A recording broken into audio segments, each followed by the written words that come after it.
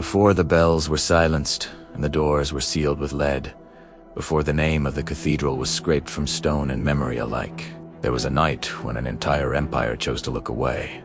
And in that moment, history learned how easily truth can be buried. Welcome back to the Unveiled Scroll, a place where forgotten chronicles whisper again and shadows of the past are allowed to speak. If you find yourself drawn to stories history tried to erase, remember to like, subscribe, and share, because tonight's tale is one that was never meant to be heard. A story known in fragments and rumors as Forsaken Cathedral exposes a sealed rite that doomed an empire forever. In the late 14th century, at the far edge of what scholars would later call the Old Imperium, there stood a cathedral unlike any other, not because it was the tallest or the most ornate, but because it was built where no cathedral should have been raised, atop a scorched hill that locals avoided even in daylight, a place where earlier civilizations had practiced rites to hold the name. Imperial records described the structure as an act of defiance, a proclamation that faith in order had conquered chaos. Yet the private journals of master architect Elias Morkant tell a different story, one written in cramped, trembling ink. He wrote that at dusk, the foundation stones grew warm, not with the heat of the sun, but with something like a pulse, slow and deliberate, echoing through his boots. Laborers began to vanish, first one every few weeks, then more frequently. Their names quietly struck from payrolls and prayers alike. The official explanation blamed deserters and illness, but Morkant recorded whispers among the workers, tales of a subterranean chamber uncovered during excavation, a chamber sealed again on direct orders from the High Synod, before any drawings could be made. At the center of this story stands Cardinal Albrecht Vane, the empire's most feared confessor, a man whose sermons were said to leave kings sleepless. Vane arrived unannounced midway through construction, bringing with him a sealed codex bound in blackened vellum, its pages stitched shut with copper wire. According to a letter Morkant never sent, the cardinal walked the site at night, alone, placing his hand against unfinished walls and murmuring prayers in a language the architect did not recognize. From that moment on, the cathedral's purpose shifted. What was once proclaimed as a beacon of redemption became, behind closed doors, a containment, a spiritual lock placed upon something restless beneath the earth. The sealed rite mentioned in scattered heretical trials was not meant for salvation but for suppression, a ritual performed to bind a presence that predated the empire itself. The few hints we have suggest it required not just relics and chants, but sacrifice measured not in blood alone, but in silence.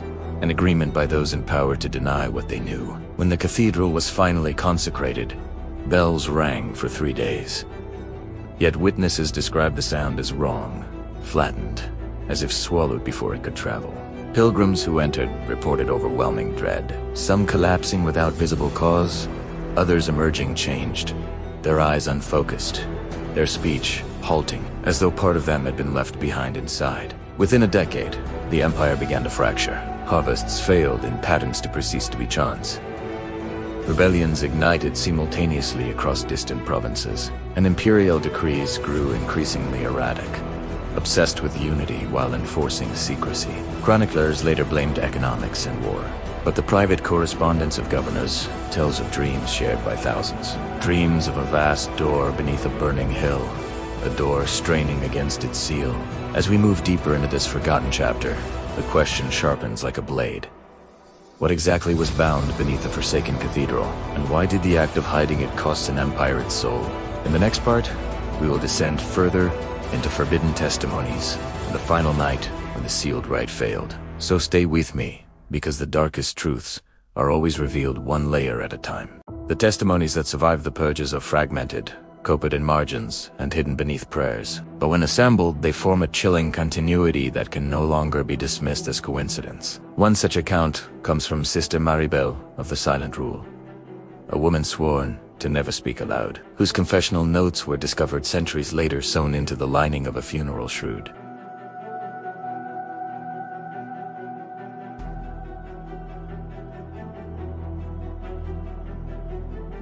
At the center lay the seal itself, an altar of interlocking stone plates, engraved with symbols that resisted memorization.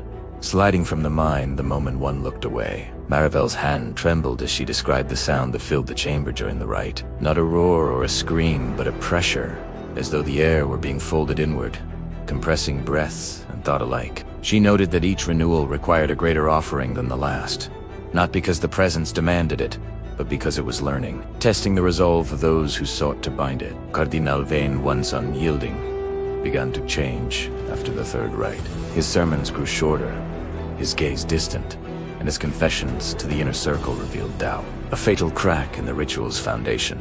He confessed that the presence beneath the cathedral did not seek escape through force, but through erosion, feeding on fear, secrecy, and the slow corrosion of truth. By compelling the Empire to lie to itself, the seal was already failing. The final renewal came during a winter so severe that rivers froze solid and wolves wandered city streets. Imperial authority, stretched thin by revolt and famine, could no longer spare the resources demanded by the rite. The gathering beneath the cathedral was incomplete. The chants rushed. The offerings diminished. Morkant, old and nearly blind, was summoned one last time, not to build, but to witness. In his final journal entry, he wrote that the seal responded not with resistance, but with something like anticipation. As the last words were spoken, a fracture appeared across the altar, thin as a hairline crack, yet profound enough to silence every voice in the chamber. Above ground, the cathedral bells rang without being touched, their sound shattering glass across the city. Those who fled reported the hill glowing faintly, not with fire, but with a dull, internal light, as if the earth itself had opened an eye. The Empire did not fall that night, not in flames or conquest, but in unraveling. Trust collapsed between ruler and subject. Law lost its authority, and the shared narrative that had bound millions together dissolved into suspicion and despair.